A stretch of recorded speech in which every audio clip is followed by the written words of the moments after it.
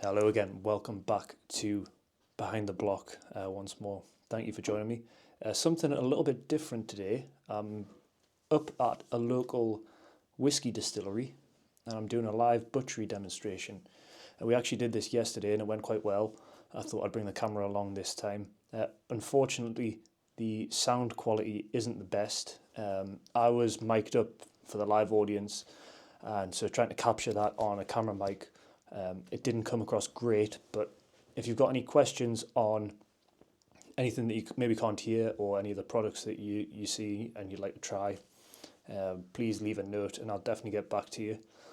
I got to take my little girl up today. She had loads of fun. We had a great day. There was about 200 people in the audience, so it was a good experience. So to start the video, I'll show you this morning's display, put the counter in before we head up and get into this demonstration. I hope you enjoy and thanks for watching.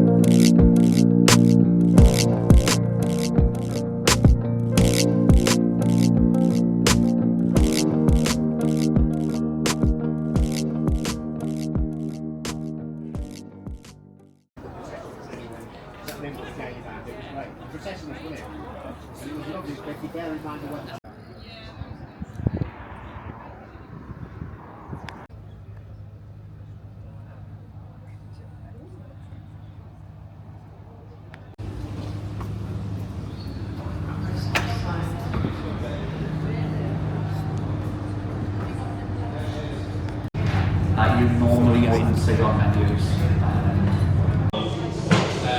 Please give a warm Northumbrian welcome to Mark and Dan Turnbull of Turnbull Northumbrian Food in Alnwick. Good afternoon, everyone. Thank you so much for coming. Myself and Dan are going to do the 5 meals of Christmas, and hopefully we can entertain you this afternoon. That's the plan, which Dan, isn't it? So we're going to start. I did say yesterday, it reminded us, and I told a little story. I do tell stories, but it reminded us of when my first demonstration I did to Women's Institute groups, and I was young and enthusiastic. I was ambitious, and I wanted to grow the business. And I thought, what kind of way to do it? And to go and do some demonstrations. So I thought I'll go to the WI, and I wrote to the Northumbria Division magazine. And when Women's Institute girls get their teeth in the ear, I think I've been to every single village hall in Northumberland. And this was back in the mid-90s, and fast forward 25 years, unbeknown to me, Dan, who is my son, he went and did the exact same thing without his known. So we both done the WI rounds, and that's where we cut our teeth doing demonstrations, isn't it? So anyway, thank you so much. As I said, hope we can entertain you. We're going to show you how to do the 5 meals of Christmas, because December is a very, very busy month. We've all got lots of things that we need to do, but we've still got to feed ourselves. So we thought we'll give you some kitchen inspiration here today. And if you don't want to try it, I'll let you into the secret, don't tell anyone, but we also make this stuff at Turnbull's. So if you don't want to make it, then you can come in and buy it and just pop it in the oven. But we'd love you to have a go at it. And we're going to start by doing pork fillets 2 ways. I'm going to keep out with Dan's way, because he's doing all the work today. I just stand here and talk. I get the easy bit to do. But what we've done is we've done a variation on our Angel of the North. And I have to tell the story about the Angel of the North, because it came about around about the year 2000, 2001. And I got invited down to Gerrard's Cross near London to be part of a barbecue team, and we needed to come up with a dish for the barbecue. And it was being judged by a then very famous celebrity chef who had got his fame through Ready Steady Cook, if anyone remembers that programme. It was a guy called Anthony Warrell Thompson, and he was the judge of the barbecue events. And we came up with this idea of doing a stuffed pork fillet, but we're going to stuff it with black pudding. It was another chef whose name, I did this demo yesterday and I couldn't remember his name, but he was doing lots of exciting things with black pudding, so we decided to do a fruity black pudding. And we won the competition. Anthony Warrell Thompson declared it the best product. We were delighted to win, and it became our Angel of the North. But what we've done for the demo today is we changed this slightly. We called it the Christmas Angel of the North. Now normally Dan, I'll hand over to Dan because I'm talking to him, but tell us about the Angel of the North and the Christmas Angel of the North. Yeah, so what I've done to start with, we've taken our pork fillet there, I've just run a nice flat angle, butterflied it up, and the idea is getting an even thickness all the way through. It's very simple, anyone can do that at home. And the idea being, when you roll this up, you're going to get an even bit of pork out of it. So here we've got our homemade black pudding and some fruit in there. So the fruit is just sultanas. Normally, traditionally, in the Angel of the North, you use a bit of lemon juice. A lemon juice to bind it together, but today we're going to use Tangamora, used by our work here, and that's going to help bind everything together. So just a good splash of that. There's just black pudding you've chopped up. This is all you have to do. Very easy. Chop up some sultanas, popped in there. A little splash of either lemon juice, or if you want to give it the Christmas spirit, pop some Tangamora and whiskey in there, and that's just going to help it all bind together there. Dan is now going to fill the pork fillet. Yeah, just going to go mix together, and then just looking for an even layer. Right in the middle there. And the Tangamora obviously can give it a different flavour as well. So just looking for that nice even layer. Hopefully you can see that there. And all we need to do is just bring the pork fillet over the top, roll this nice and tight, just like so. Pork loves fruit, doesn't it? I mean, it loves fruit and it loves black pudding, so you've really gone get a better combination, in my opinion. And then what we're going to do is we're going to wrap this in a little bit of sweet bacon, nice good quality dry pure sweet. And all we need to do is lay these rashes out, we'll spread them nice and thin. And all I like to do is just roll that ever so slightly, each rash in. And as I lay it down, flatten it out. And we'll need about 6 rashes, I think, just to give us enough length to go all the way around. Now I do appreciate that makes this look really, really easy, but I assure you, anybody can do this job and not difficult. It's super easy, and all you need to do is lay that pork fillet about a third of the way down, and I just use my knife to start this, and I'm just going to roll this nice and tight, just like so, and finish. I just like to place this in a little bit of rapeseed oil blended with chili, garlic, and paprika. Now if you're trying this at home, don't feel that you have to make your own marinade. There are a lot of great shop bought marinades out there. So any sort of mild chili, mild spice goes well with this, doesn't it, Dan? Yeah, and we use rapeseed paste oil, simply for the fact that you can notice the high temperature and the high smoke point, and it binds the ingredients really well together. Just a nice taste of that.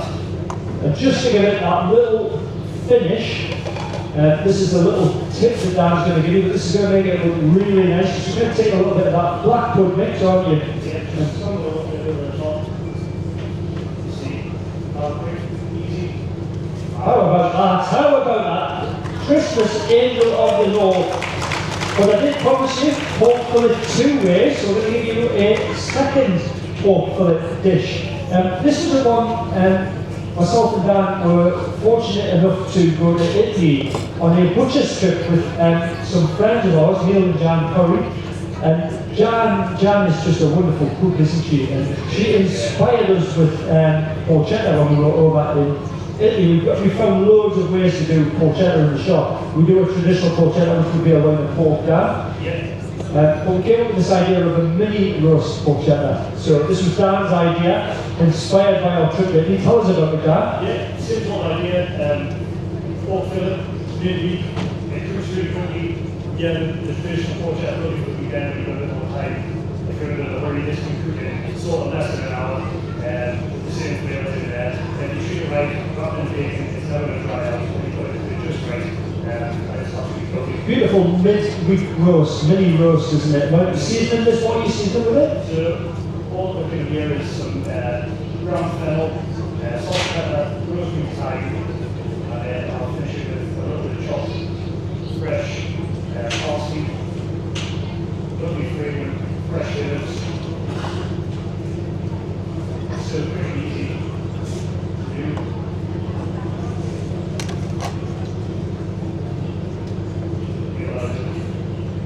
Spread it up there. And the idea is just roll this up. A bit like pinwheel or roll, nice and tight. What happens when you cook this through and you start to, I like to carve mine in thickish slices when I do it. We get that lovely line of, and it's just packed with flavour, honestly, unbelievable. We started doing porchetta, we do porchetta, I think we do traditional porchetta, we do mini porchettas, we do porchetta sausage, we do porchetta, cured bacon, we do, what else do we do? Full porchetta. Full porchetta, wow, that is amazing as well, isn't it? So roast shoulders of pork, full bits, just the same seasoning, but then goes really well together. It's a classic combination. Have you just noticed Dan, as he's putting the bacon out, he's using his hands to flatten the bacon egg. It's that little bit flat. It's not quite as thick as it when you do that. Exactly. And the bacon, of course, is going to protect the pork as well. It's going to keep it nice and moist and juicy in the middle. And same idea here. Only this time I'm going to use an olive flavour with sun-dried tomatoes, thyme, rosemary, again with seed paste. Because we want to keep this flavor of the show on the bacon, a nice sort of olive one, 180 to 200 degrees. How long? Just depending on the size of it, approximately 20 minutes to 500 grams, so you just put it out like that, and then 10 minutes extra. Looking at that piece there, a preheat the oven always important, obviously to 180, 190 degrees. I'll be given that, I mean off the top of my head, like weighing it, 45 minutes to an hour at 180 degrees. I like to put a bit of foil around these dishes, any dish with bacon on, I like to put it with foil, so I'll normally give it a little bit longer. But I'll take the foil off 10 or 15 minutes before the end because you want that bacon to crisp up. So, beautiful. There we go. How about that, everyone? A little bit of time on the top to finish it off. Hey, how easy is this? There's it, your first 2 meals of Christmas. And next up we've got another very simple dish, haven't we, Dan? Tell us what you're going to do next. We are going to do chicken breasts with brilliant clams. So you're going to do much more festive than that. Amazing flavours, again, so simple to do as well. You can prep these a day or 2 in advance as well, and it cooks really The cranberries are just for Christmas. We do this all year round. One of the most fantastic flavour combinations. It works really well with chicken. But what Dan's going to show you here first is he's going to show you if ever you're stuffing with chicken breasts, okay? I've seen multiple ways that people have told us, trying to teach us how to do it. But Dan's going to show you a very simple way to stuff chicken breasts here. Dan, take it away. Yeah, so what we need to do, nice sharp knife, sit down the middle, and just flatten the knife on either direction. Just like light pressure, you don't want to be going too hard here. So you just basically opening up your little pockets in the...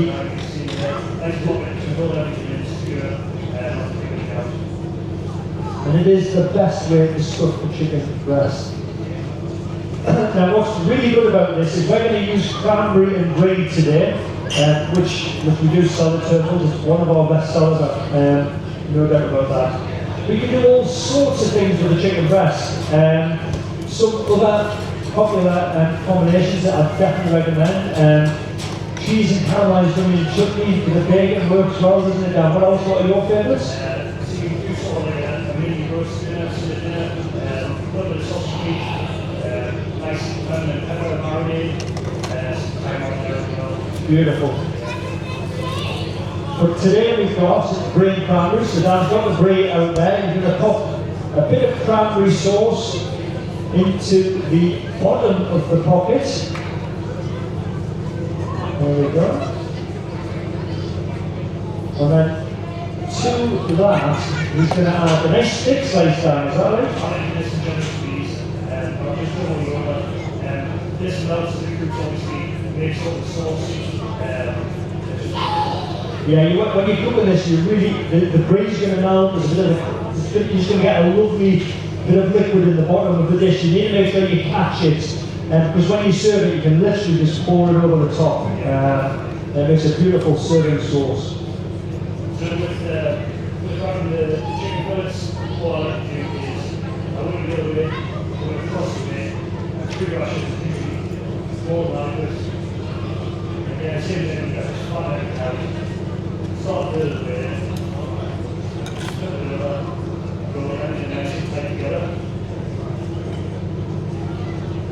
As I said, lots of different ideas that you can do, really quick and easy for those busy December days if you're shopping or you're still going to serve a meal up. And you can say, I know Dan, I know he makes it look easy, but honestly, it is very simple to do. Just a bit of confidence. Once you know what you're doing, you can quickly do this. And there we go, he's on to his last one.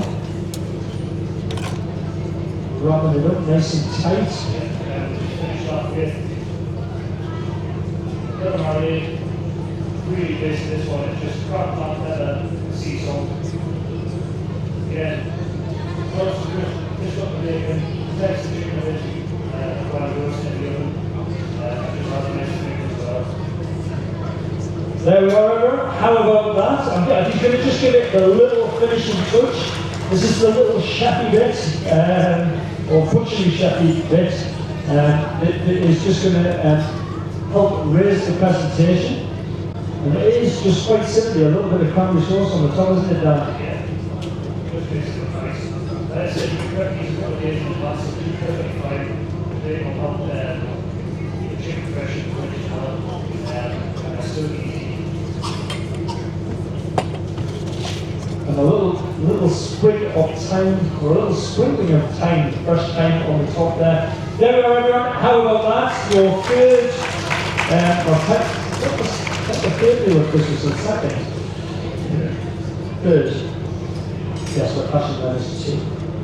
Excellent, how about that? So next up, Dan is going to show you, this is really one where you can learn something here. He's going to show you a festive Wellington, okay?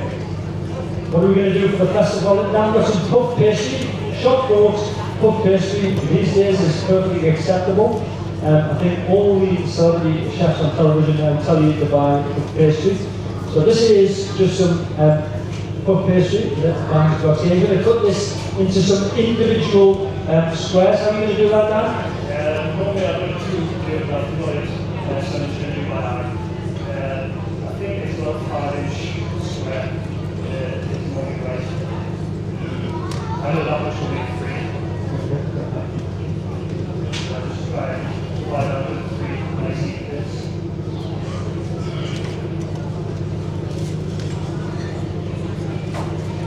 Now these are all going to be a traditional Wellington. So if you think of a Wellington, you normally think of a beef Wellington.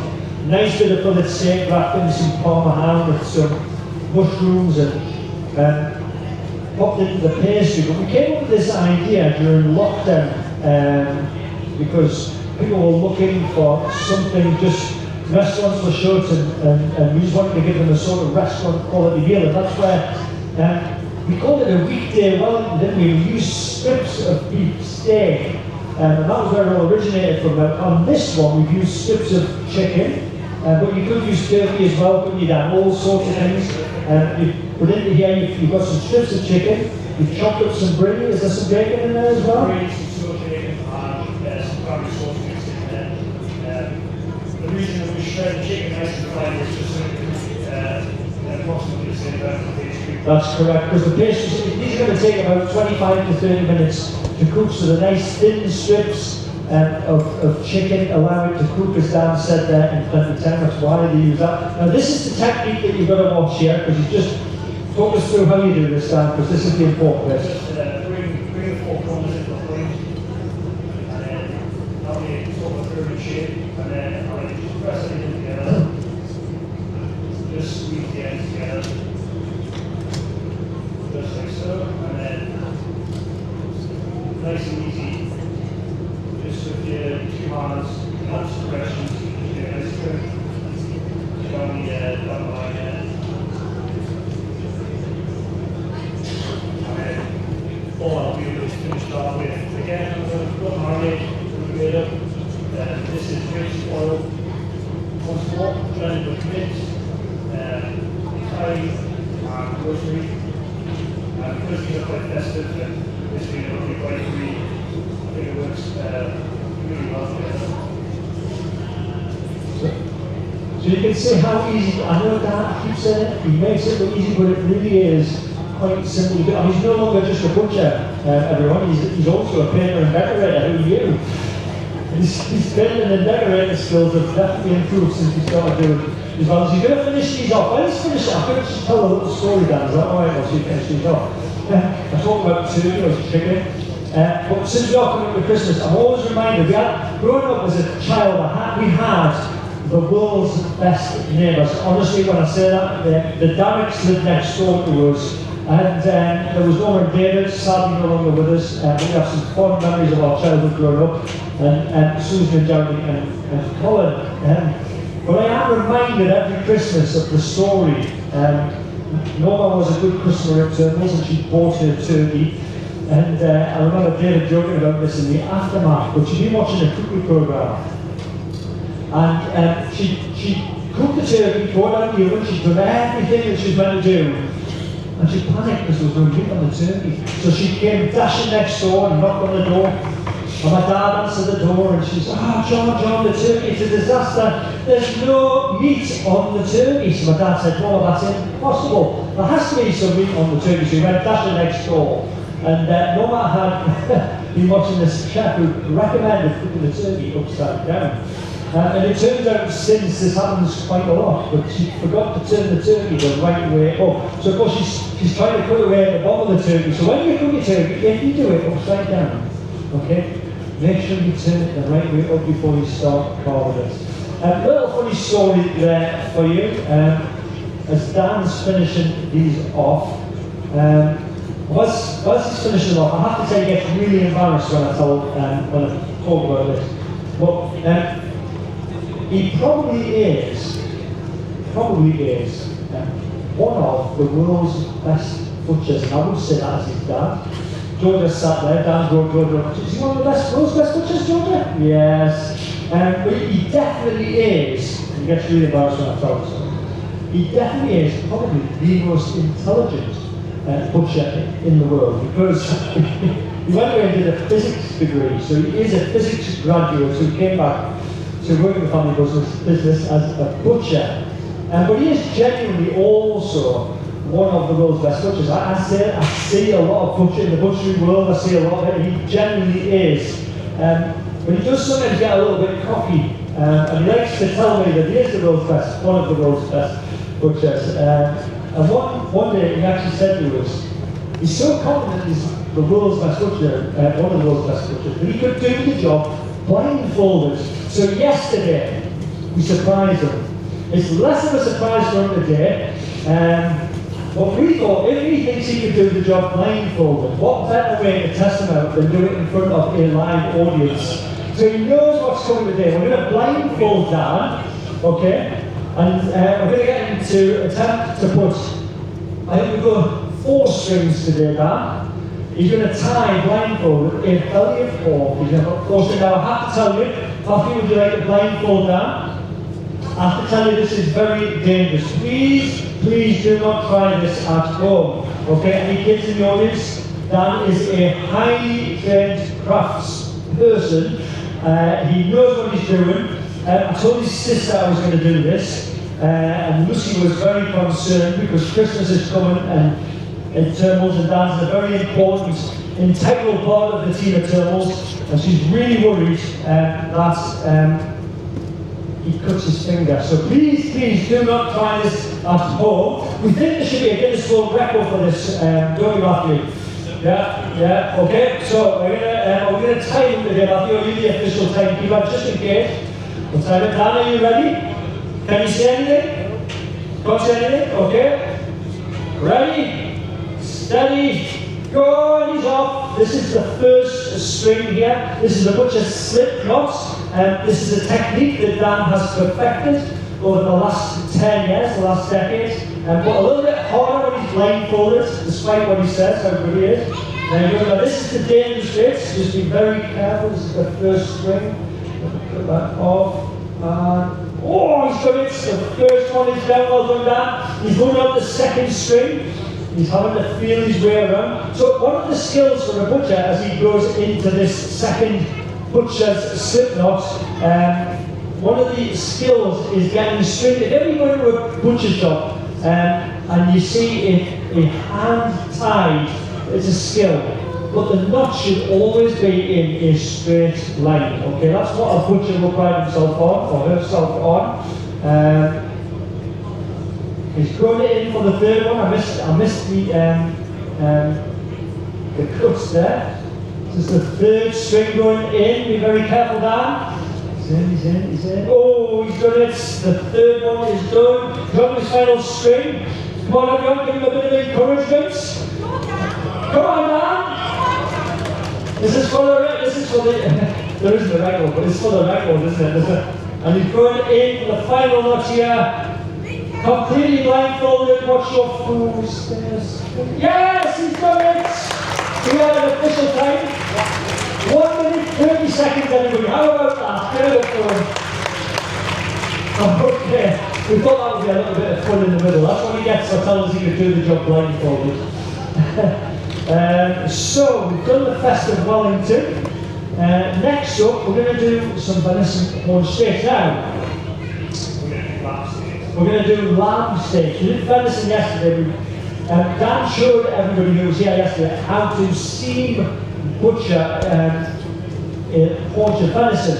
Unfortunately, he hasn't got another haunch of venison. He cut it all up yesterday, didn't he, Dan?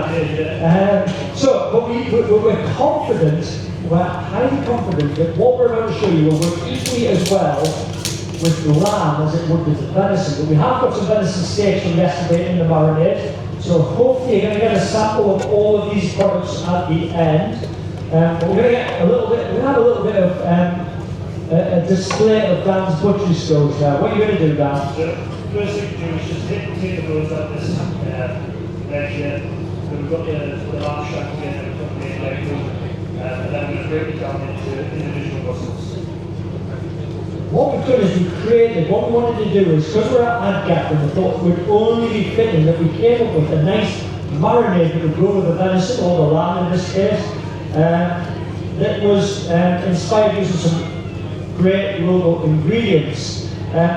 It's funny because I'm always reminded when I think of game, back in 2008, 2007, we were fortunate enough to have Clarissa Dickinson Wright. I don't know whether you remember Clarissa.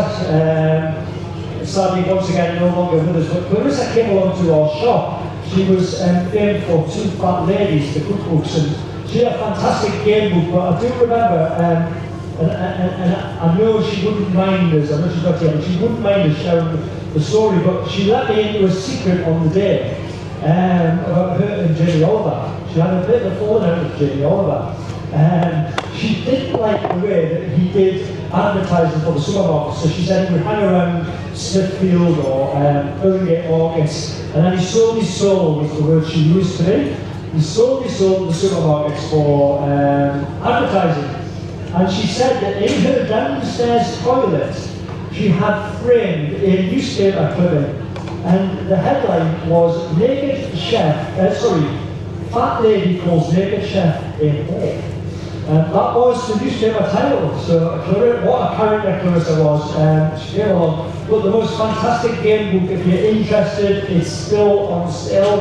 Dan, how are you doing? Yeah, You've removed the bone there? Yeah. talk us through the actual makeup of a leg.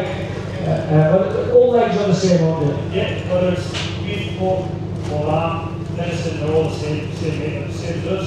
The main muscles being the top side here, more to the top side. They all come apart quite easily. You don't have to be a rocket scientist to be a butcher. You just follow the lines are already there for you. So all you need to do is just follow it at the end, the little seam, see how easy I know you can touch it, hold my knife like that, and I'll go straight through. And that's sort of the top side. We've also got it here, knuckle, again. I remember in the 1990s we had some butchers over from Holland, and they did a demonstration on steam butchery. They said it would just take over and become there. It's there but not there. But what it is, it's just the art of breaking down.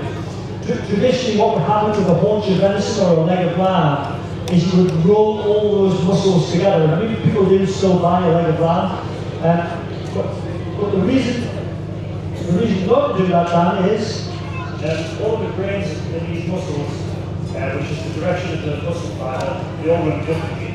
So you can't get good results if you traditionally, you have to get better results when you see them out and you cut each individual muscle how it's sort of better to be cut, as it were. and they make lovely little mini roasting joints, you know, they're lovely a fine roasting joint. Of course, it does push the price up because you can see there is a bit more waste when we do this. Not waste, nothing's wasted, but there's a bit more of this kind leg of lamb would be going into stews, casseroles, and minced dishes when we break it down like this. Yeah. This piece here is silver side, or the silver side beef, where this comes from. Again, that'll make a lovely mini roasting joint. And with any of these muscles, because they've been cut in such a way, I'll just get a couple of steaks off and see how nice the steaks look. And then this way. How beautiful is that? So that's how we break down the leg of lamb into individual muscles. There we go. So what we're going to do, are you going to cook some venison steaks on? So Dan's going to get some oil into the pan. This is some of the venison we did yesterday. And for the two marinades, do you want to make the marinades up or will I just talk through them? Talk through them. So what we did, because this is really simple, but we came up with two different marinades for the venison, but they will work well with the lamb. The first one was using Sterling's gin.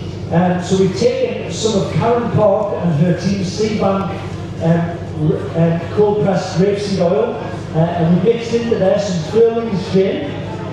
We put some of Seabank's blackcurrant vinegar, because venison loves fruits. Blackcurrant vinegar works really well in the marinade. And we put some juniper berries in there as well, to give a pinch of thyme. I've done some recipe sheets, so anybody who wants to try these at home, come up at the end. We're going to have some samples and you can grab a recipe sheet. And for the second marinade, so we did it two ways. We used Taculamora whiskey. And to that we added, once again, we used the Seabank's oil, the Seabank's blackcurrant vinegar, but we put a little bit of honey into that marinade. Two very simple marinades that work really well, bit of sharpness, bit of flavour, works really well. So Dan's going to take some of the steaks, these are the venison steaks. Yeah, they've been marinated really nice. Again, this has worked really well with the lamb. Pan, nice and hot. Pan's going to be nice and hot. The reason being you want that sear, you want that very flavour. You hear the sizzle when it hits the pan. Exactly, you want to go on there. And then really, these are cut maybe 3/4 of an inch thick, so just take 2 minutes on each side, and then finish your rest.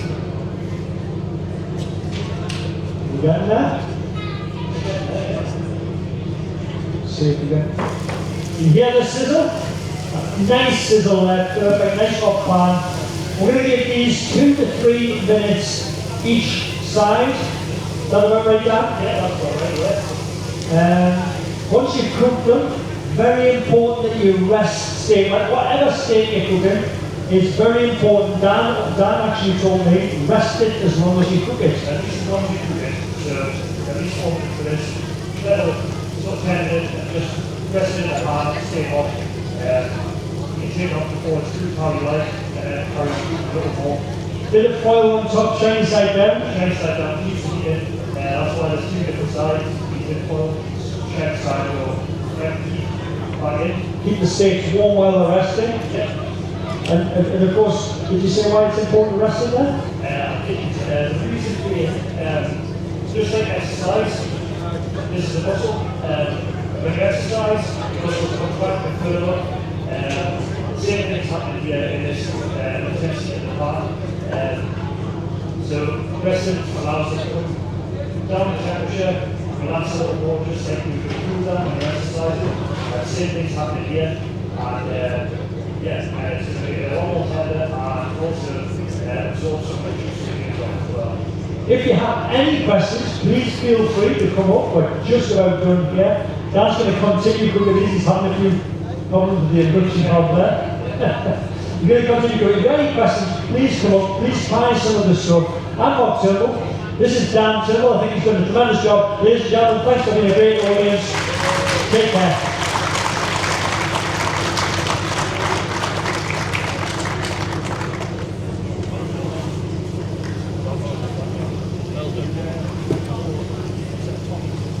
Oh, like yeah, there's something on that side.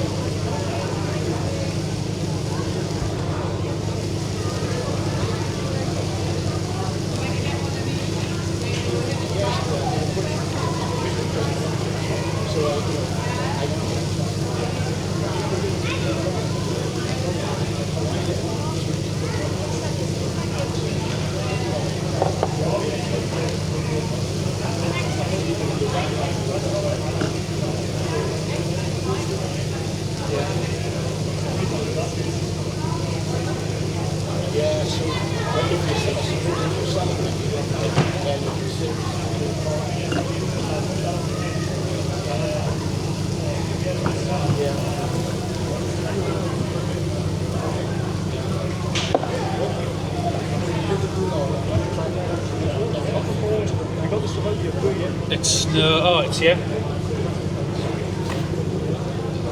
This one's unused.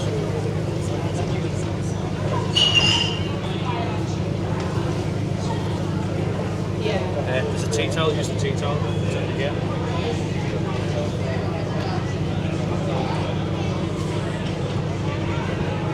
Oh, that's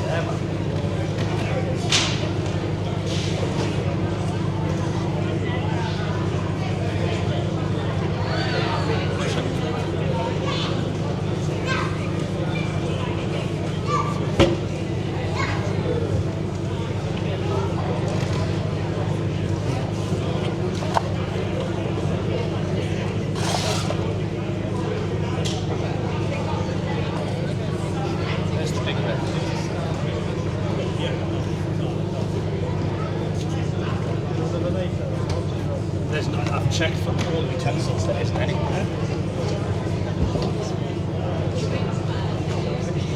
Control room, mate, is one.